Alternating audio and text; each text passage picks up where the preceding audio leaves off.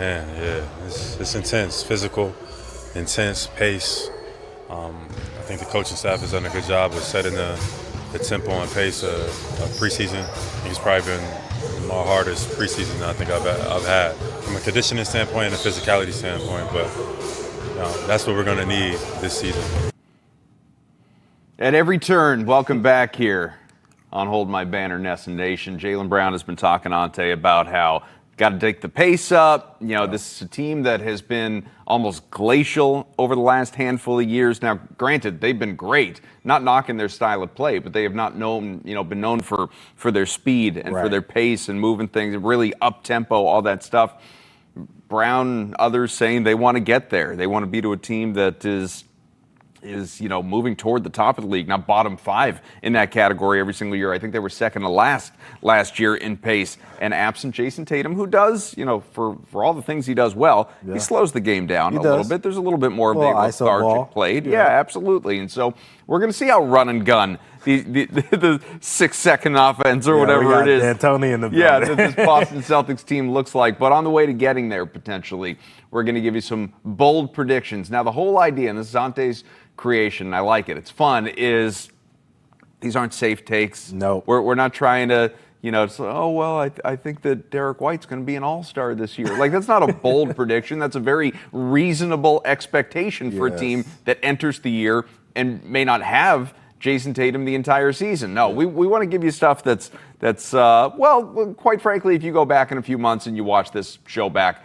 we could sound incredibly stupid. That's kind of the goal. Yeah. But maybe we hit on one of these. Yeah. So Ountae's come up with a few, I've come up with a few, and the best part is we don't know what the other has come up with. So start us off. What's one? We'll go one by one. Okay. I started off a little, barely caliente. I got to spice it up as we get to going. Okay. So we're starting off a little soft, but Jaylen Brown will finish top 5 in MVP votes this year. Okay. I think that Jaylen Brown is going to be a guy that we're going to every night. We're going to see 26 to 27 points a game out of this dude, and probably about 7 assists out of this guy we might get out of him. If we can see that, if he's a 27, 8, and 7 kind of guy, and he really does take these opportunities to play through this pace, but also being the only sole guy to get these ISO opportunities, we could see a Jaylen Brown who we're looking at as an MVP level caliber player. So I personally believe a little bit, I don't feel like it's a stretch, that far of a stretch, but it is a bold take that Jaylen Brown will finish top 5 in MVP vote. Look, I've seen articles of people ranking Jaylen Brown, the expectation that he could be a top 5 scorer in the NBA. It's a very correlated belief that you've got. I'll give you one. Okay. Jason Tatum, through the love that he discovers as Duke's chief basketball officer, he is going to retire from the NBA. What? No, I'm just kidding. That's not. I'm kidding. That would be off the charts. No, he's not going to do that. But it is interesting how he's, I guess, spending his free time while he rehabs his way back. He's doing everything. No, I'm going to go in order of kind of like least bold to most bold. Yep. So my least bold, just to, sort of set the tone for what these are going to look like. Celtics are going to be a top 4 team in the Eastern Conference this year, behind specifically the Cavs, the Knicks, the Magic, in whatever order. Okay. But those 3 teams are going to rank ahead of Boston. Yep. I think the Pistons are going to underachieve. I think the Hawks and Sixers are going to be victimized by injuries. Hell, we've already seen it for Philadelphia. Yeah. No sense that's going to slow down anytime soon. Right. So I think the Celtics, they are going to, I guess in the eyes of many, overachieve during the regular season because a lot of people, we've talked about this, there's the range of outcomes. Are they going to bottom out? They're going to be a lottery team? Are they going to be a play-in tournament team, play-in-ville? Are they going to be just on the outskirts of the playoffs and be, somewhere 5, 6? I'm going to say top 4. Okay. Celtics are going to be top 4 in the Eastern Conference during the regular season. Say it again. Top 4 okay. in the regular season, these Boston Celtics, and they are going to win a playoff round. Okay. At least one. All right. Okay. Sounds good. All right. Now, for my next one, it's getting a little spicy because it's been a while since we've seen this guy have this kind of a season. Chris Boucher. Yes. 100 3-point makes this season. Okay. And 100 blocks. Now, what are his career highs? His career highs, you getting me on the spot. You want to talk? I'll do the research? Yeah, I'll do the talking, you do the research. All right. But I believe he has about 111 blocks is the career high, I believe, but you'll check for me. Career made threes in the season, I don't know. But Here's the thing. He's getting an opportunity to start. At least we all believe so for this Boston Celtics team at the 4. He's going to have the opportunity to get a lot of shots up because of the pace of this team. This dude never gets tired. I've been seeing the reports from training camp. I've seen him. He's running every day. He's fast. If he can stay healthy, this dude is going to get opportunities to block shots because they're going to be running people off the line, sending it to the rim. Keita's going to be slow to get there, and he's going to clean it up for him. And then on the other end, they're going to be shot chucking because they don't have the physicality to be the Boston Celtics of old without Jason Tatum there, without Al Horford there, without even the KP there or Drew Holiday there. So they're going to be shooting threes.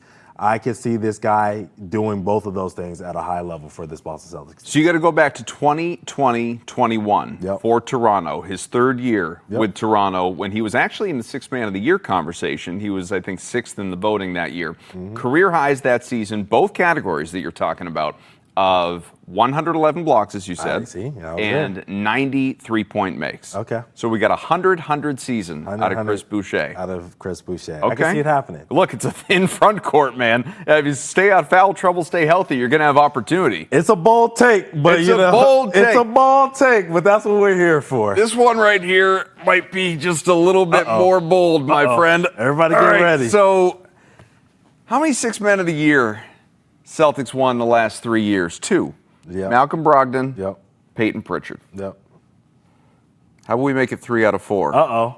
Anthony Simons is your NBA Sixth Man of the Year. Okay. He's going to spend the entire season with Boston. He's not getting traded. He's going to average better than 20 points per game, exclusively leading that second unit. Yep. We saw over his last few years with the Blazers, he was a 20-point-plus per game guy. Yep. The shooting, not as great in recent years for a bad team, as we know, from three-pointers specifically, 38% overall. And that was after 40-plus for a couple of years. So he's regressed a little bit in that category. I think between the athleticism, the explosiveness, the fact that he's a good shooter, he is legitimately a good shooter. Yeah, and I don't think, maybe I'll be wrong about this part, I don't think Joe Mazzulla is dramatically changing the way that he plays, meaning we are going to see continued three-point volume as just part of the style of play of the Boston Celtics, and I think Anthony Simons is going to be a gigantic beneficiary of that. You take that three-point percentage back to around 40-41 from 37, and he's leading that second unit where they're going to be desperate for offense, you're going to get your 20-plus points per game. If the team, and this sort of goes in line with my first take, if the team is just in that playoff conversation, doesn't need to be top 4, just don't be bad. Yeah. Simons is going to be Sixth Man of the Year. It's a bold take. And the reason that it's bold, I think for everybody sitting here at home knowing that, one, will he even be on the Boston Celtics when it's time for this award to get drawn? And 2, you're banking on the fact that Peyton Pritchard is going to start 42 games in the NBA this year. Yeah. He's going to have to be the starter. Peyton Pritchard's going to be the starter. All right. That's a bold take, Cotton. I don't know if I can agree with that one. But, hey, I do love Anthony Simons' game. And that's only number 2 on my list. I'm not Wait till you get to 3. The talent is not even, where I'm worried about with that one. It's more or less the other things on the outskirts. It's opportunity, being here, all that. All right. I'm going to get a little spicy with this one. Okay. Especially after seeing your first take. Your first take, you got the Boston Celtics being the top forward team in the East, winning a playoff round. I got them winning 2. They're going to the Eastern Conference Finals in my bold take, number 3. Jason Tatum going to be on that roster? Jason Tatum is going to be on that roster. But this isn't about the Boston Celtics. You know what this is about? Do I trust the Cleveland Cavaliers? No. Do I trust anybody on the Bucks besides Giannis Antetokounmpo? No. Do I trust Mike Brown in a closing situation? When has Mike Brown elevated a team and made them better than what we thought their expectations were going to be? All but one season you won Coach of the Year? I don't see him doing it again. You putting the Magic up there? Okay, yeah, we can see. Do I like Jamal Mosley? Great coach. Do I like what they have building over there? 100%. But they couldn't stay healthy to save their lives last year. And you think Desmond Bane, coming from not healthy land of Memphis is going to help them Nobody's try to staying stay healthy in Memphis. No, he's going to come over there and give them bad juju on health too, and he's going to get 30 a game and do the exact same thing that he did in Memphis. I am not worried about any of those 4 teams at all. So you know who's going to come through? The Jays. They're going to come through. When it's winning time, what do? They always showed up. If it weren't for Tatum's Achilles, as he said, he was going, and he's never been down. He's been down 3-1 before, and guess what he's done before? He's come back. Yeah. He's been down 3-0. He's come back and forced Game 7s. I'm not worried about any of those teams at all. Boston Celtics, Eastern Conference Finals, book it. Knocking out the Knicks along the way. How storybook would that be? All right, listen. Your first take was Jaylen Brown is going to be top 5 MVP. Yes. You're going to hate my take. Uh-oh. Jaylen Brown. Oh, snap. Is not going to be Boston's leading scorer. Whoa. Think about this. Whoa. Now, it could be Jason Tatum, depending on how much of the season that he plays, okay? Right. So I'm putting that in. Okay. Could be soon to be All-Star Derek White.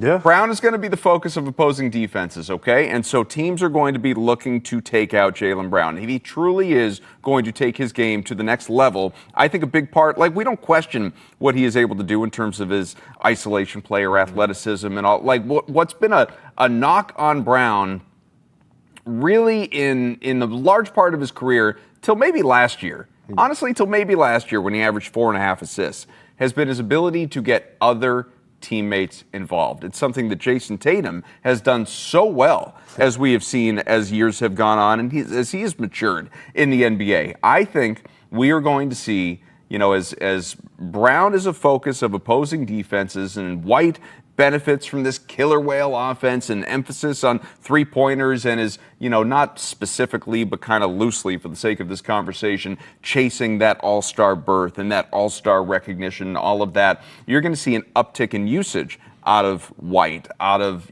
minutes are going to go up. The scoring role is going to go up because it always does when there's no Jason Tatum or no Jaylen Brown. White always emerges as that next option, that next guy when one of the superstars, if we want to put Brown to that conversation. Certainly, if he's top 5 in MVP, he'd be in that conversation. When one of these guys is out, White emerges. Okay? So this is very much a White ascension take as much as it is a little bit of a Brown regression. But it doesn't have to fully be regression. Right. He averaged about 27 points almost, 26.6 points back in 22-23. Last year, it was only 22.2. The offense, as we know, it's going to funnel through him.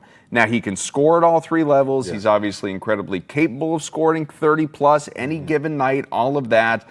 I think, though, if the shot volume for Brown does not increase to, last year, in the last couple of years, it's been like 18 shots per game. Yeah. Unless you're seeing him up around 21, 22, 23 per game, something like that, which I just don't think Missoula is going to be calling for. I don't see how the points are going to follow to where we're, again, unless the, I don't know, like the efficiency is through the roof. Right. I don't see him averaging 26, 27, 28 points per game. So I see him taking a step back and maybe on those kickouts and just that, again, emphasis of getting teammates involved, he is factoring in guys around the perimeter. He's working it in a way that we've never really seen Jaylen Brown work it, right? Yeah. He's never before last year topped 3.5 assists on average in the season. Last year popped to 4.5.